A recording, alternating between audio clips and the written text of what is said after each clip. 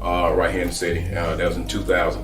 Went off to Livingstone College, but then my sophomore year of college, had a bad accident, and I'm off on a football scholarship, but in the accident, broke my neck in two places.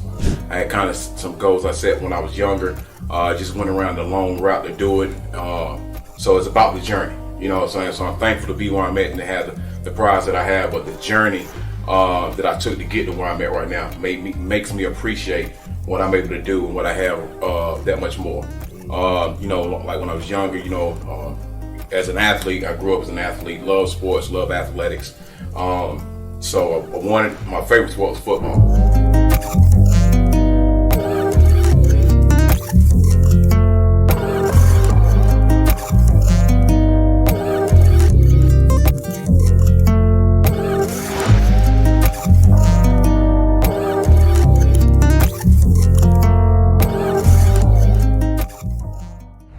Welcome to another edition of Be Great Podcast, and today I have someone who's special, very special to me, because if you kind of remind me a lot of myself, but I can truly tell you he is killing the game for so many. And so today I have a good privilege of a friend of mine that I've had the privilege of working beside, or even sometimes he's done some things that even make a difference in my life as far as helping those in my family. But today I have a privilege of talking to Coach, father, husband, leader, Chonce Dunham. So if you can, take a few seconds to introduce yourself to the people, let them know a little bit about yourself. Yes, like Steve just said, my name is Chonce Dunham.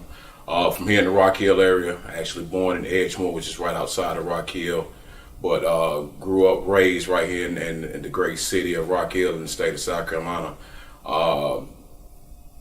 Blessed to be in a position to be a servant leader, husband, father, coach, living out some dreams and some goals I set for myself as a kid, and I'm extremely grateful to be able to do so and to be in the situation that I'm in right now. Yeah.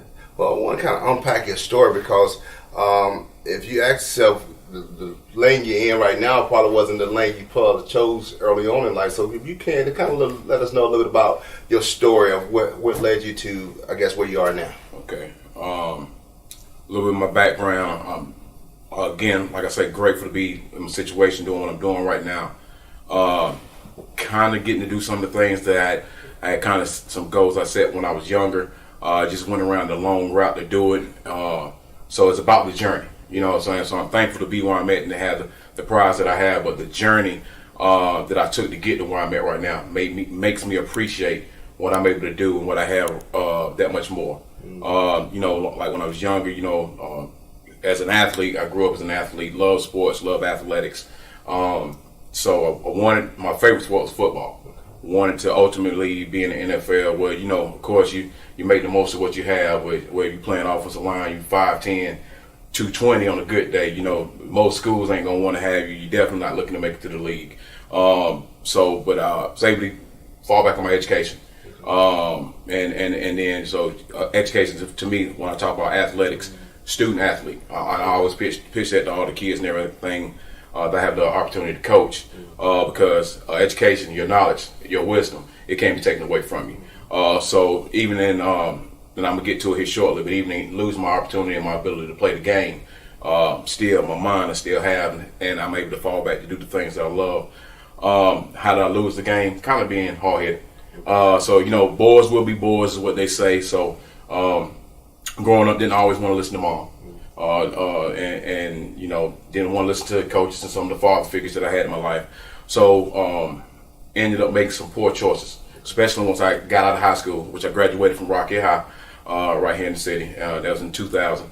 Went off to Livingstone College, but then my sophomore year of college, had a bad accident, and I'm off on a football scholarship, but in the accident, broke my neck in two places, which in breaking my neck in two places, in between the fourth and fifth vertebrae, and then in between 6 and 7, I fractured it. Lost the ability to play the game that I love, but was able to, long journey from the mistakes of my own, was able to fall back and they grow to where now I'm coaching. Along with coaching, I also and coaching more sports than I ever thought I would coach. Coach football, basketball, track and field, and I'm going into now my 18th year of coaching. So I mean, blessed to not only just do it, but have a little bit of longevity in the game. Also, athletic director, and those just things that I do that that I love. Along with that, to go along with it, I'm falling in love in new career field that I'm in. I'm also in the IT field now, senior analyst here with Rock Hill School District. And then, like I said earlier, I'm a father, so and a husband.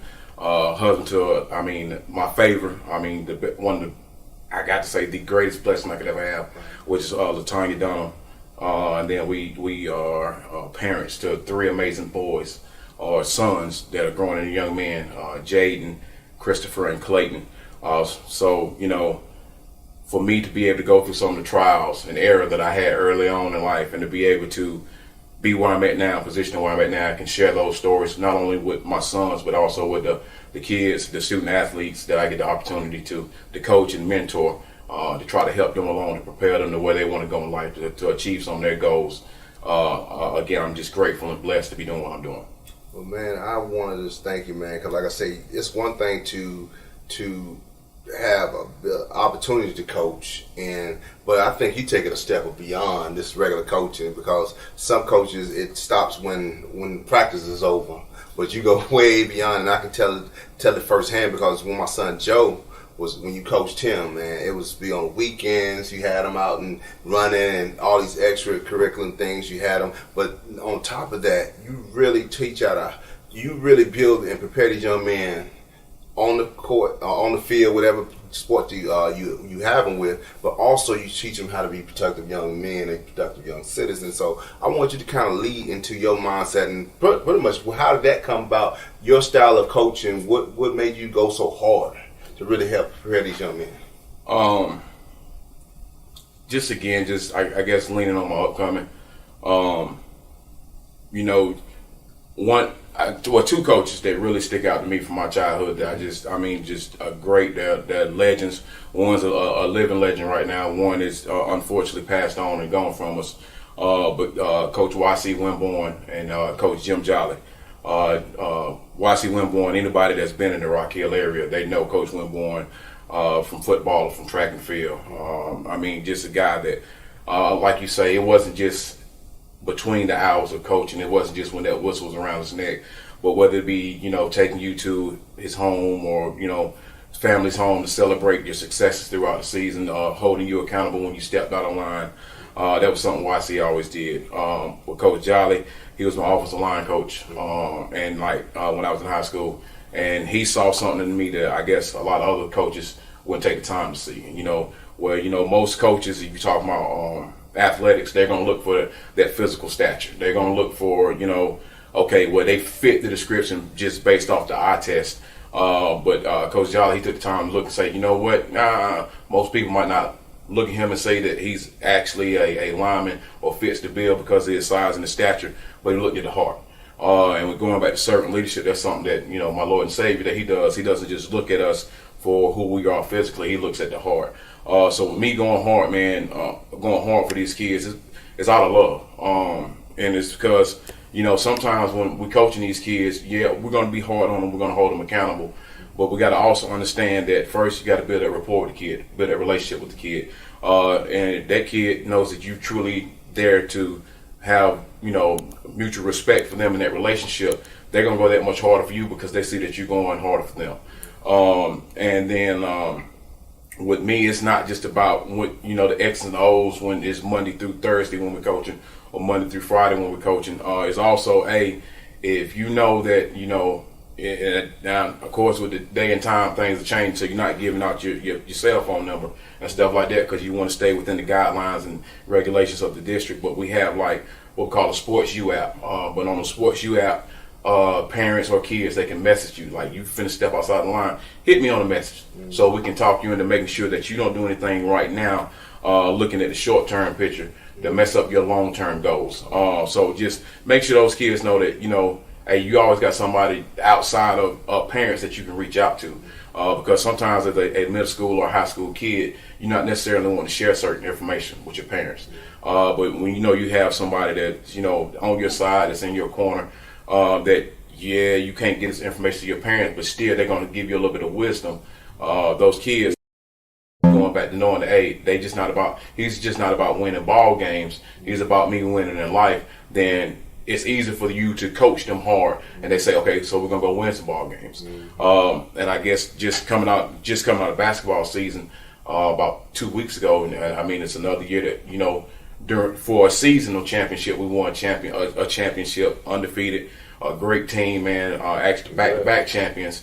But I tell them that I don't count our championships that we earned at the middle school level. It's just what we did through that season. My true championship with this class right here in 2024 that's getting ready to leave middle school, it's not going to really be accomplished until the year 2028, 2030, when I see what they're doing and accomplishing once they leave high school and they leave and they're into college or they're in the workforce and they're successful as young men. And for my track athletes, young ladies, then that have grown from boys and girls to men and women.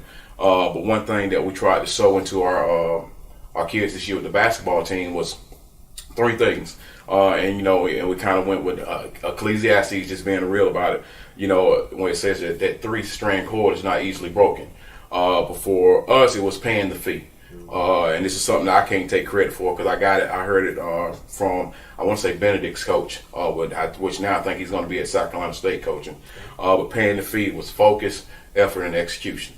Because you got to know as a child that if you can learn to be able to build a foundation around keeping your focus, because you're going to have good times, bad times, highs and lows, that you can keep your focus. You can always give effort because that's something that can't be instilled in you. The amount of effort that you're going to give, it's going to be easier for you to put those 2 things together to execute. Let's do it now. At the middle school level, when we're talking athletics, let's continue to take that model, and we're going to be able to use that model and let it translate into you becoming a successful citizen later on in life. That's what it's about. Because if I'm winning, for me personally as a coach, if I'm only winning ball games with you at the middle school level, but then you're not successful later on in life, then I failed you. I haven't done my job, and that's because I've seen so many coaches where they have talented athletes. And then those athletes, when they're graduating when it's time for them to graduate from high school, their GPAs don't line up with them being on the level where they need to be at to display their athleticism or their gifts. And I don't want to do anything in my opportunity to I guess coach these kids, but interact with these kids to where I'm cutting them short from being able to maximize their talent and their gifts and their abilities. So that's why I'm gonna be 100% always all in.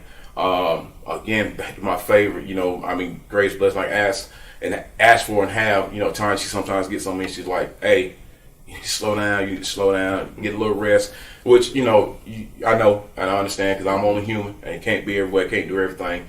But it's in that servant leadership mode that I get into, man. I just want to go hard for these kids because I know they're our future, and if I can pay it forward to them now, something that was paid forward to me back from guys like Jolly and Winborn, then they're going to be able to pay it forward to generations to come. Man, that's amazing. I know you speak heavily on academics and how important that is to the future of the athlete or whatever direction that child chooses to go in. And so, what's some of the ways that you are making sure that you instill the importance of academics? What does that look like? And I'm happy, there's something you brought up because I tell the guys and girls all the time, like, I don't coach football players or basketball players. I coach student athletes. And I guess now with the kids, is technology and new day and age, we're not having to wait on handwritten progress reports or looking at a teacher's grade book. Kids now, they can go on their phone, the smartphone. They can look at their canvas. They can go on their laptop. They can look at their canvas, and we can see what their grades are looking at right then. So we do grade checks. If your grades are not where they need to be, then sometimes kids get mad. Every once in a while, you get that parent that may get upset or mad, but like that kid, you're not practicing. Yeah. Like you're gonna sit out of practice. This is gonna be a additional study hall for you. Game time can be affected because if you can learn now at the middle school level that my academics are gonna play a part into the ability that I have to perform as an athlete, and you can understand now that I need to make sure that my core classes, my related arts classes, all those extra things, they're taken care of now so that I can get out here and I can shoot the 3 or I can score the touchdown make the tackle. I know we just had some guys who just went, they participated in state wrestling championships on yesterday. I can slam that guy or pin that guy on the mat. But first you got to pin those grades, and you got to make sure, everybody prefers the A, but give us again, back to that focus, effort, execution. Give us your best effort, and you're not going to be a C or a D average student. You're going to be above average. And if you want to be above average in what you're doing athletically, let's make sure academically you're above average as well. Wow, that's awesome.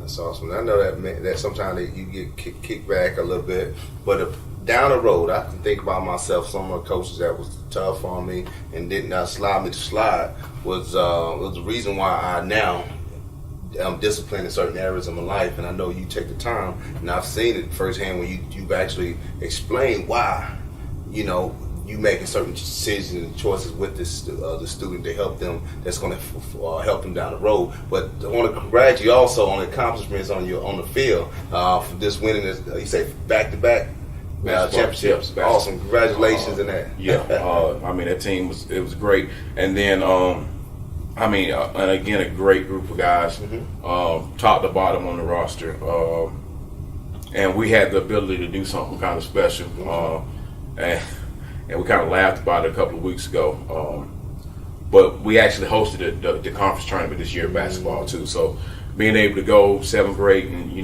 go undefeated, and then to go in the conference, and then go 8th grade and go undefeated, but then also host the tournament. Since we're at home, we were able to get it done. Everything I told them, say, here's the vision, guys. We're hosting this thing here on February 5th. Hey, we do what we need to do to run the table. We take care of what we can take care of. Hey, we're gonna cut the nets down. So for some of those guys, man, to be able to experience that, knowing that that may be a once in a lifetime opportunity for them to be able to do something that they're going to watch here at the end of March Madness. These college athletes do. Hey, and I want that to propel them and lift them to say that, hey, if I can do it at the middle school level, then I can go chase this thing at the high school level. And then maybe one day, I'm sitting here on a Monday night or a Tuesday night for our young ladies, and we're talking the end of March Madness, and I'm cutting down nets too. And now I'm getting ready to, again, we're talking about winning the ultimate championship, of being successful adults later on in life. I'm getting ready to step into the career field of my choice, and my college tuition is already paid for.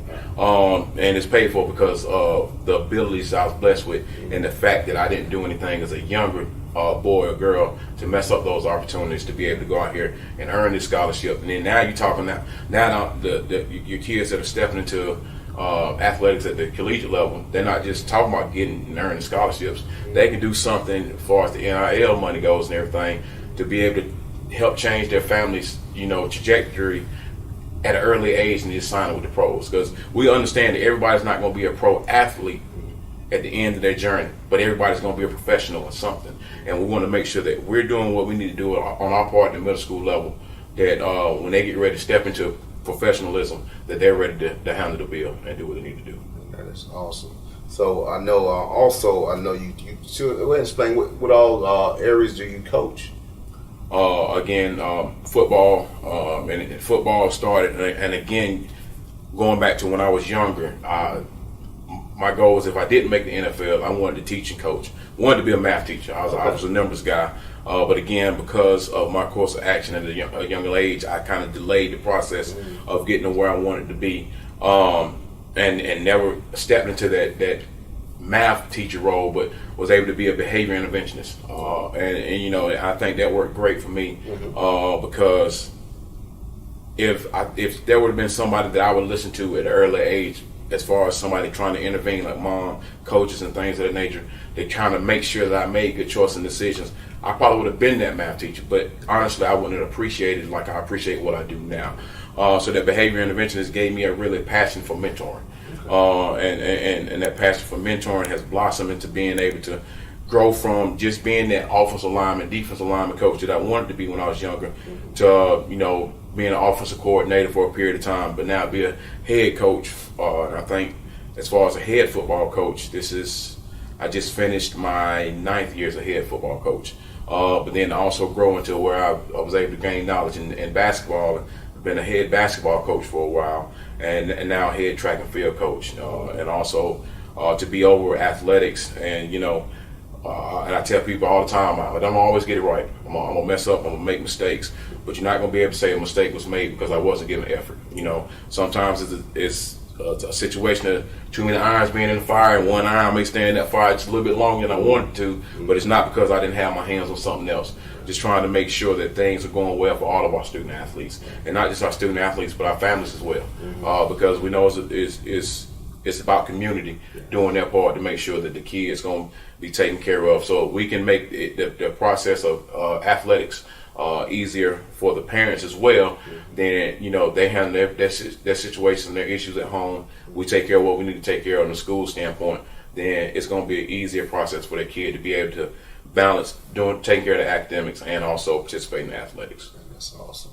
Well, I just want to also congratulate you on, because I know a lot of the times you coach, at least the times my son played with you, y'all were undefeated, won the state championship, or won the championship that year. And so I do want to just say, it's not that y'all just go ahead, you just this barely getting it in, but you really go above and beyond, really help propel these kids to go and win, and you really press that. And I think the fact that we're able to be so consistent doing it goes along with, okay, if you're going to be taking care of doing what you need to do with your academics, you got to be disciplined in it. And that discipline is going to roll over into the court. It's going to roll over into the field, all the way down to, even at the middle school level, we have our structured practices. There's a plan. There's a schedule down to the water breaks when we're going on water breaks. And we're getting out there. We're going to try our best. Every once in a while, it's going to be a little bit more teaching, because that's all a coach is. A coach is they're a teacher. If you're a good coach, you're teaching the student athlete the game. And that's why it's important for the student athlete to be a student, because you got to continue to learn. That's what's said about the greatest of the professional athletes. No matter what sport they play, the Hall of Famers, they always talk about how they're students of the game, how they're watching film, how they're spending time on their craft, how they're one of the first ones in the training facilities to get to work and to get ready for practice, and they're one of the last ones to leave. And they're always learning. And I tell some of my former kids when they're coming back and, we're talking, or, they message or something like that and hitting one another up, tell them, I feel like I cheated them because there were things that I didn't know back then that I've learned now, and I'm able to share with these present students. And, and I'm always about growth, so I'm continuing to want to grow. And anybody that's living, you got to be a lifelong learner, because if you can't continue to live and learn while you're living, then you're not going to be able to adapt. Say you look back in the way back in the prehistoric times, you had the dinosaurs that were much bigger than the mosquitoes, but the mosquitoes learned how to adapt. The dinosaurs didn't. They gone. So you got to be able to grow in it and learn in it, because if not, you're going to have kids that are going to come out now, and they're going to look and they're going to start seeing the gray hair and be, man, you're an old cat. You don't know what you're talking about, until they get out there and they hear what you're saying. And then they're like, okay. And then even with some of them, talking about the discipline aspect, they might not like how it's being taught to them because you slow it down so much for them. But then when they see it sped up and how it works and how successful you are with it, then they're like, oh, okay, I can get down with this, because this is, I'm not just coming out here to play and lose. At the end of the day, if you're an athlete, you're a student athlete, the athlete's still in it. You got that competitive part in you. You don't want to just go out there and lose or get embarrassed. You want to go win. So when they say, hey, me putting this extra effort in, me taking this little bit of time to discipline myself and really do what's being said and follow this schedule at practice and make sure I'm where I need to be and doing what I need to do, I'm gonna get it done, because at the end of it, I want to be able to win. So yeah, and you speaking something that's really and it's kind of. For me, it's like it's a different day and time from when me and you played the game. Yeah. You can't do half of the stuff that coaches did back in the day. You can't look at the kids roll now, but knowing that it's a different style of game, you found ways to still adapt to win and to get these kids to buy in to discipline. Yeah. And so I think that's so important that you found ways to, but for one, you have proven that you guys are winning. Yeah. And so that kid sometimes will, okay, I'm going to bite my tongue because he is a winner. Yeah. But even outside of that, what's some ways, because like I say, it may be a parent at home say, man, my child I can't get across to him. What's some things that you can do, speak from either from the coach standpoint, from the parent standpoint, that you say, this is how I get to that child? That sometimes just the kid that sometimes just won't listen. Yeah, like you say, stuff when we came through that, like I tell the kids all the time, yeah, you wouldn't have made it back then when we came through. But at the same point in time, if some of those coaches wasn't able to change their ways, they wouldn't make it right now in today's day and age. But for me, it's going to be about to the relationship, building that relationship with the kid, meeting them where they're at, And then I hear people say sometimes, I kind of, because I'm not one that's going to get in the vein babbling or anything like that, where we going back and forth. So sometimes, I just move on because I'm not gonna quarrel with anybody about certain things. But like some people say sometimes, like, these kids nowadays, they just ain't trying to learn. No, it's not necessarily they're not trying to learn. It's that, sometimes we don't set the standard the way it needs to be set. Like we go, make sure you meet the kid. One, you build a relationship with the kid, learn the kid, know the kid. But then let the kid know that, hey, okay, I get it. I feel where you're coming from. But this is the standard. And we're going to meet the standard. And if we're not going to meet the standard, then that's going to affect you because you want to be out here playing. You want to be participating. But if you're not meeting the standard, then there's next man up. There's somebody right here behind you that's ready to rock and roll. And I can even say, even this year, we had a situation where it was a period after Christmas break with his basketball team. And then I did have the blessing of being able to coach my middle son. He was starting point guard for this year's team and last year's team. But he got injured.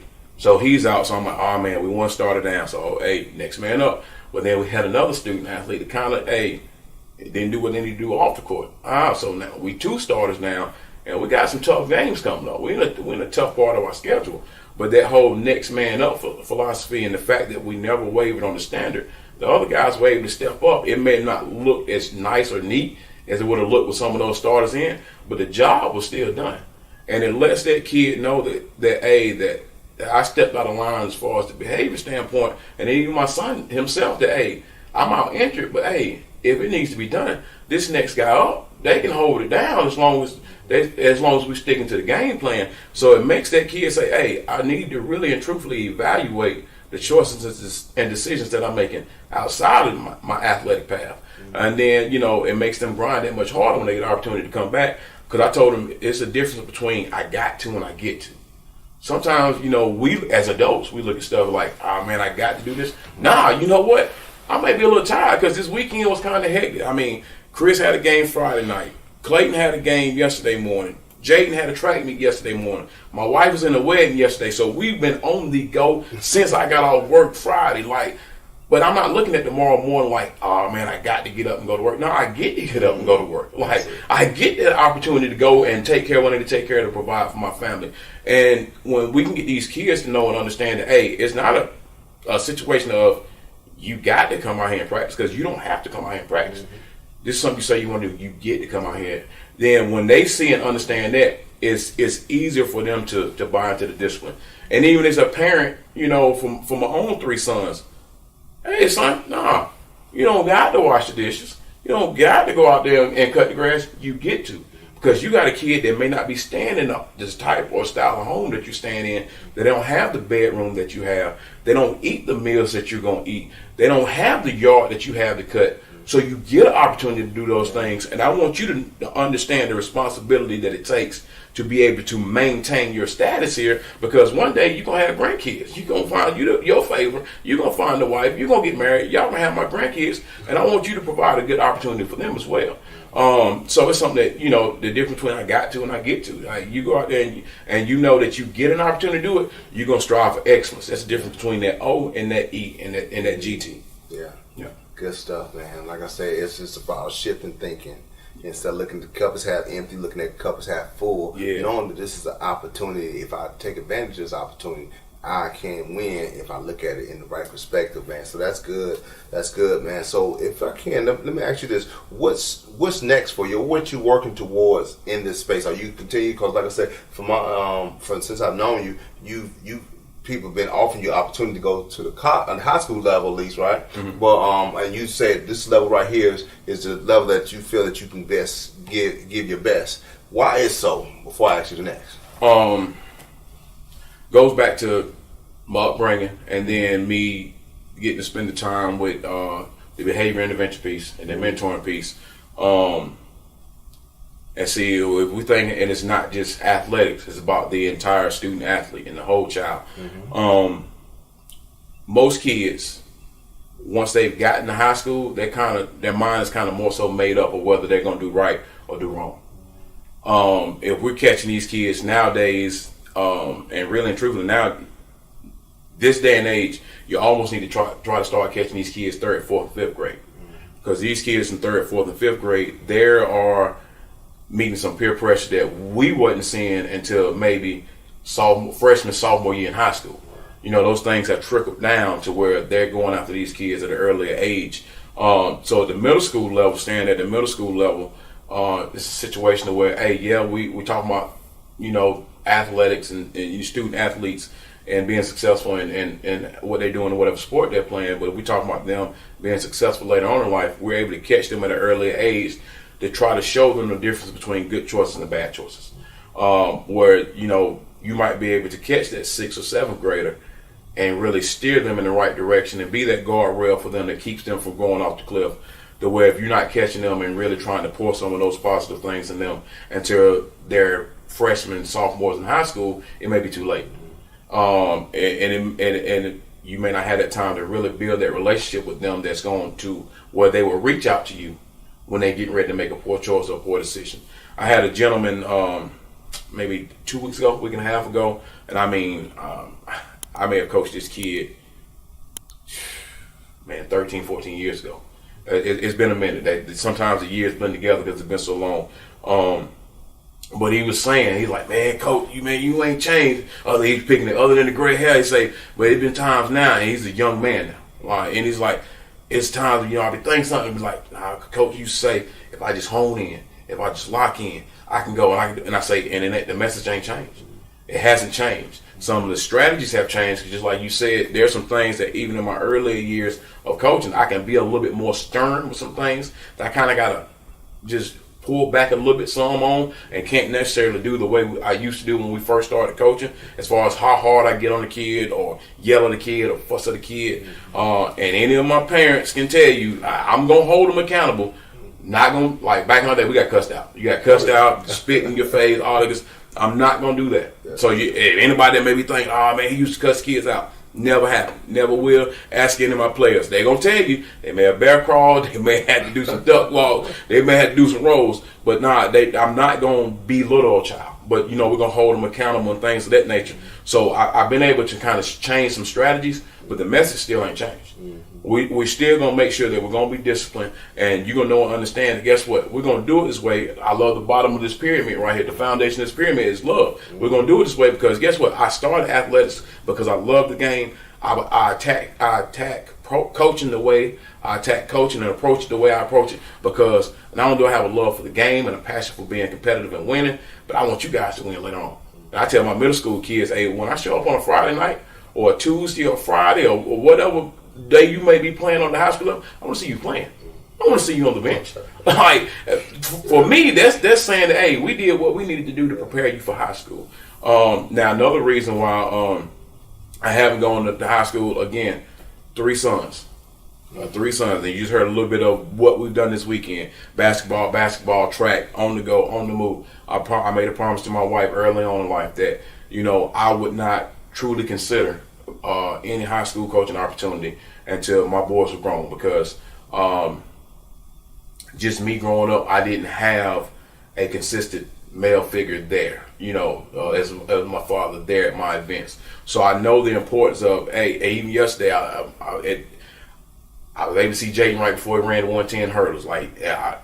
Clayton during this game, he was able to look right there on the sideline and see me. Chris on Friday night, able to look right there and see me. It's something between when you know that, I got a dad that he's going to hold me accountable, and he's going to be there for me, and when we want to work, he's going to be willing and ready to work for me. Mm-hmm. But if it's a tough moment, I can look over and say, boom, he right there with me. And it's the same way, again, for me and my faith, and I'm not talking about anybody else, you and yours, but for me and my faith, when it gets a little hard, I can look to my father and I can say, and I know he got me, and I know he's going to hold me down. So that's another reason why, because in coaching high school, I know it's more time that goes into it.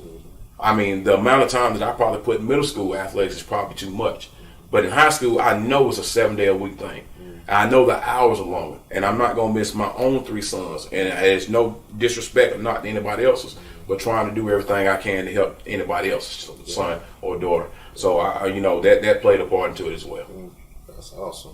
Well, I know definitely you have prepared a lot of kids who have gone to different levels, and you some who actually played in the pro, still playing in the pros now. Yeah. And so, and I know actually this earlier, but do you have any of the students that you have actually coached and have come back to be a part of the programs later on? If you can't talk about how that looks now. Yeah, I've had the opportunity to have several that have come back and help out from time to time. I also had one who, this is early on in earlier years when I was still an assistant basketball coach. He came back later on when I became I think maybe my second year as a head basketball coach, and he was a former player that was an assistant for me for a year. That was Luke Warner. Then now, currently, in our building over at Saluda Trail now, we have a coach that he's going on. He's going to school, and then I'm going to say this too. This is a football guy through and through. He won two state championships before he left South Point, but he also was a multi-sport athlete. I know a lot of times we want to get focused on just one particular sport, but like we got to know, again, myself, I was one that, again, 5'10", 5'11", as a lineman, like you're not going to go to the biggest of schools, and everybody's not going to want to pay your full tuition for it. So if you got a guy that physically may not be, or a lady that may not physically be gifted, let them try other sports. Because for this young man, he was able to also in the spring participate in throwing shot put and discus. And I have several who were former linemen that they just didn't grow here physically in stature. But because they were able to go out and participate in throwing shot and discus, that paid their tuition later on for them, because we again talking about winning the championship of life, being successful citizens. That paid their tuition. They go on, and if not paid in full, a good portion of it, the way they don't have to come out of school in debt. And now he's PE teacher. Okay. Back where he went to middle school, he's looking the next year. He did some coaching at the high school level, but he's gonna scale it down, and he's gonna coach at the middle school level again. Now, how can I play my part as a successful citizen as an adult to help others come up and do the same? So it happens to where we have the kids come back, and I call them kids maybe because I'm older than them, but they're grown adults now. They're handling their business, and they're doing what we said that they were gonna do when they were in middle school. Man, I love it. To me, it won't, in society, it won't pay the bills, but for me, man, that's more than any check I can get, because I know some of these student athletes. I know their situations when they were coming up. I know what neighborhoods they came from. I know what some others may say about them, but to see how they're changing the narrative and see what they're doing now, man, I love it. I love it, man. And preferably I continue to be able to do it to it's my time to check on for him. Well, that speaks about, because I think about John Maxwell, who speaks about leadership. And what is leadership to you, first of all? To me, and my style might not be somebody else's style of leader, but I'm not gonna micromanage. Like if I trust you to put you in, or to have you designated to be over something, or to hire you to do something, or you coach something, like I gotta trust that you're gonna do it. Now I still have to check in, because we got to do our evaluations and things of that nature. So I still got to check in from time to time just to make sure that things are vibing and going smoothly. But I'm not gonna micromanage, because that's something. One, I'm too busy. I don't have time to do it. Two, I can't stand it. That's just not something I've ever liked when I've been an employee of somebody. So I wouldn't disrespect and again, my opinion, I wouldn't disrespect anybody else by doing it to them. The way they have to look over their shoulder because they're like, well, what does he want now? So that's not me. Two, my main style is I'm a servant leader. Like, I'm not perfect, but you can trust that, hey, if Chonce Dunham is going to do something, he said he's going to do something, he's going to try his best to make sure it happens. If something is needed, as long as I let him know, and we get it done in time, he's going to do what he needs to do to make it happen. So, and I'm gonna make sure that the people that get it, that are sitting under me or serving under me, I'm gonna make sure that they're taken care of. Because if I, to the best of my ability, because again, my reach is limited in some things. But as long as I can show them that, hey, I'm right here with you, I'm working with you, I'm striving with you, I'm gonna make sure you have everything you need to have to be successful, then I think the people under me, they're gonna flourish because they're gonna continue to be able to go and give their all for the people that are under them. So. Well, that's great because you kind of much hit 2 in 1 where I was going with things, because being a servant leader is positioning others to win. And so giving them the best shot and making sure that, you're not always being a thinker for them, but showing them how to think so they can make decisions for themselves that's going to help them be to be the best version of themselves they could possibly be. And so knowing this is where you are now, and if you say where you see yourself once you have prepared to leave this stage of life, leaving your legacy, what would that look like for you?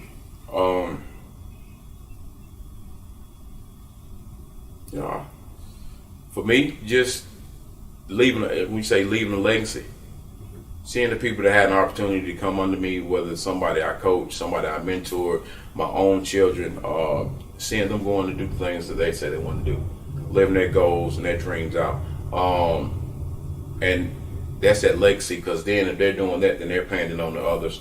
As far as me in the next stage and next step, I love doing what I do right now. I truly do. It gives me an opportunity to give back to the community that gave me. I love this area. I'm loved and I'm blessed to be in the position that I'm in. The coaching, the mentoring. I've had a few opportunities to speak. I love getting a chance to speak when I get the chance to speak. I'm also one, as you can tell by seeing me, I love to eat, so I love to cook, man. So I love to do stuff like that. So really just to continue to grow on what I'm doing. This IT thing that I'm in now with technology, as far as my day-to-day job, I've really fallen in love with it over the last 3.5 years.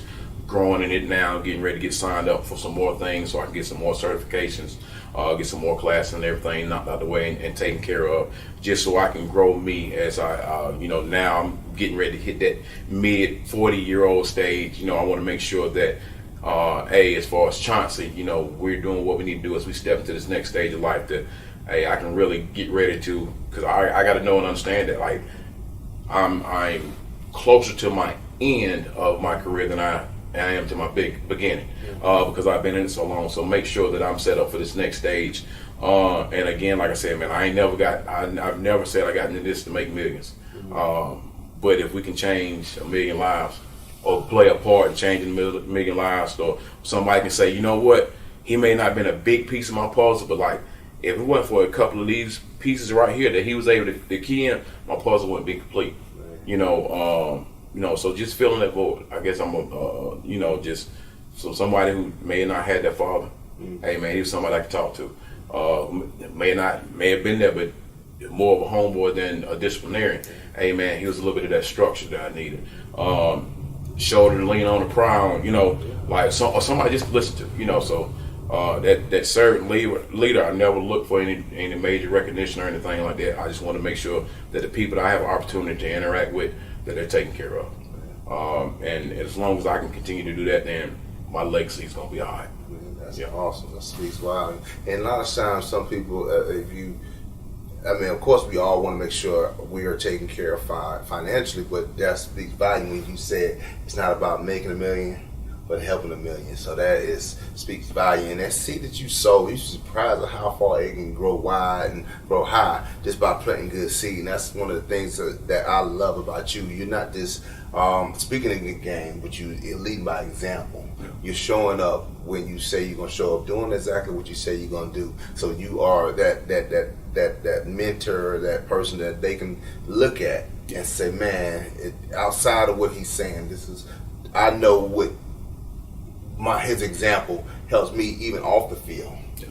And that's a lot of time. I think back on some of my coaches and other mentors. Some of the time before I make certain decisions, I think about what you said, the young man said about you. Man, remember what coach told me.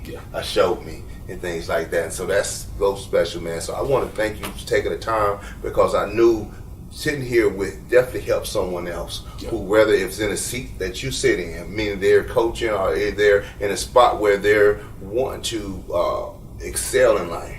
And I think this hearing your story, I mean, you started off making all the right choices, but you learned along the way, figured out that, hey man, I can still find my space to add value. Yeah. And if you continue to stay in that journey, it may not always play out like you said. You wanted to be a math teacher, but you ended up coaching over here. So you're still teaching, but you're just teaching it a different way. Just a different way. But if you can, what's something that before we leave that you can empower, inspire someone? Maybe something that you tell yourself, or even something that you say is near and dear that you always maybe share with the students or whatever. What's something that you would like to share with those to be able to encourage and empower?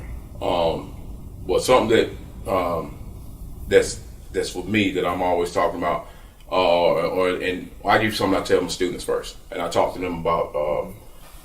Well, I call it the battery method. Okay. And it's kind of biblically based, and it goes along with my favorite scriptures.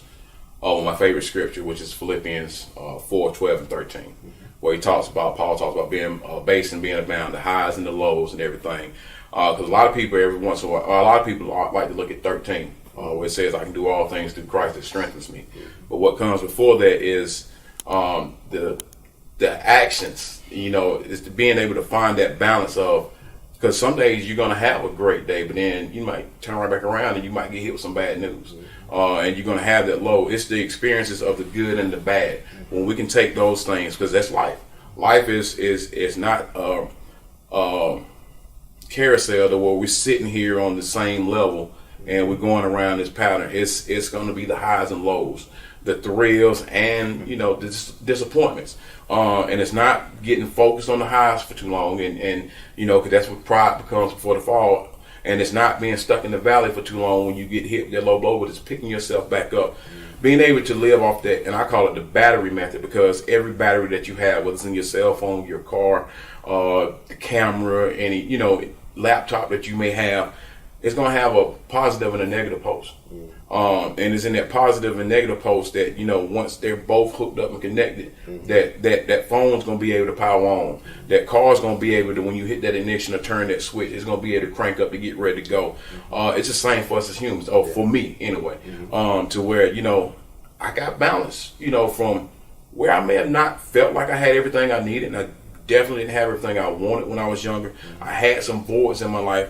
Finding power from that, along with the goods that I've had and the successes that I continue to gain, and even some of the low moments that I have now. Every day is not a great day, but I look at it, and this comes from Les Brown. I look at it from, it's not good days and bad days. It's a good day or it's a character building day.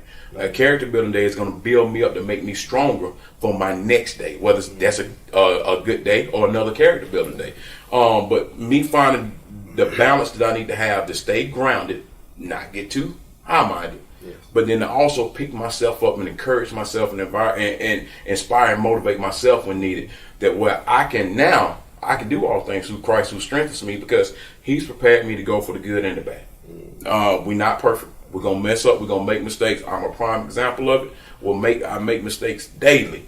But, fall back on it, repent when I need to repent, say I'm sorry to who I need to say I'm sorry to, learn from the mistake I made, so next time I try my best not to make it again. So those are things that I try to share, maybe not in that format with all of my students, but definitely in myself daily. But then in some way, shape, or form with my students to let them know that, guess what? You're going to get up some mornings and it's going to be a bad day. You're going to get up some mornings and you may not agree with mom and daddy before they put you on the bus or before they drop you off in their car loop. But you have to come in here and you have to redirect, and you got to get right for these teachers. Or you may have had a great start that morning when you were at home and you're on that car ride or that bus ride, and then that first block teacher may have hit you with something that may have tried to throw your day for a loop. You have to bounce back and redirect and make sure, if I'm talking sports or athletics, next possession. Don't get caught up on what just took place, but let's move on to what's getting ready to take place. Take advantage of this present. That's why it's called a present, because it's a gift, so I can make sure that I need to do what I need to do to step into my next day or into my tomorrow. And if, I can share that with kids, continue to pour that in myself, but share it with these kids or any adults that may need it, then, hey man, take advantage of it. Now, one thing that I look at too, and that was started from that battery method. It's called toting the weight of His glory. And then that toting the weight of his glory, knowing that guess what? He's gonna never put anything on us that we can't bear. If he's got something that he's given to you, it's because he's giving you the shoulders, he's giving you the strength to be able to carry on through that. So that toting the weight of his glory is something from a few summers back, maybe year 3 of me being an athletic director, and some other things that were changing and rearranging in my life. And I was like, I don't quite know where I'm getting ready to go with this next step. And it is myself and 2 of my cousins. We in the gym getting the lift in, and like we started talking about it. And it's something I had already been thinking about. But like that toting the weight of his glory, he's going to give us the shoulders to be able to carry on and be able to take on that burden. And then what we got to do is make sure that while we're carrying it, we don't just carry it just to carry it, but to make sure we learn why we're holding that and why he's giving us the ability to be able to tote that thing. So those are my things, that battery method, and then that toting the weight of his glory, man. Those are things that keep me going, because every day's, again, it's not going to be a good day, but let's build character from it. Let's make sure I'm better from it, and in me being better from it, I'm not bitter from it, and better I can help others. If I'm bitter, then I'm only thinking about self, and I'm not going to be any good to anybody. I'm not going to add that value that we want to make sure that we're trying to add. So. And that's awesome, man. You said a lot of good key pieces, man. I've always said, I know Pastor said something about don't allow your gift to get you in the rooms your character can't keep you in. Yeah. That kind of made me think about that, but definitely, man, continuously being like in sports, one thing you hear, and I always think about the great thing about sports where they help you to get a short-term memory. Yeah. You gotta forget that last one. You gotta forget that last one. You Focus on the next one. You gotta get on to the next Yes. one. And life's gonna be the same. Like I don't want people. I don't want to be that guy. You know, you gotta have your past. You gotta know it. But I don't want to be the guy that's always talking about what I did for somebody else way back when. Now, what did you do for somebody yesterday? Yeah. How can you help somebody today? What are you doing to set yourself up to be able to help somebody tomorrow? So and that goes back to that servant leadership piece that. Try my best to instill. Sometimes we're gonna fall short. Hey, that's human. Yeah. That's life. So yeah. Well, man, I want to thank you so much, and that just kind of reassured me because I'm laughing myself so much. Because even today I was talking to somebody, they were telling me about something. I'm like, I do not really remember because I'm always thinking about my next. So I'm like, and I know why some people's like, you need to be remembering this stuff. I'm like, man, I'm so here that I've been forgetting about all that stuff in the past. Not saying that you should forget, but if you focusing on where you're going, sometimes where you've been, even those things that were shortcoming in your past, it just become a blur because you're so focused on winning tomorrow. Yeah, and that's the key. Be the change that you want to see. And I thank you for laying all those good nuggets and just through your example, through your life of continued pressing. Not saying I'm gonna get it all the way right, never gonna always be perfect, but we always in pursuit of perfection. So that's the journey we're on. We on the pursuit that be able to be the guy or the lady that God has created us to be, and that's always to seek His face and not just His hand. And so I want to thank you again. I want to thank y'all for taking the time to listen and to hope you learn something that's going to help you continue to be the best version of yourself. Until we see you again, be great.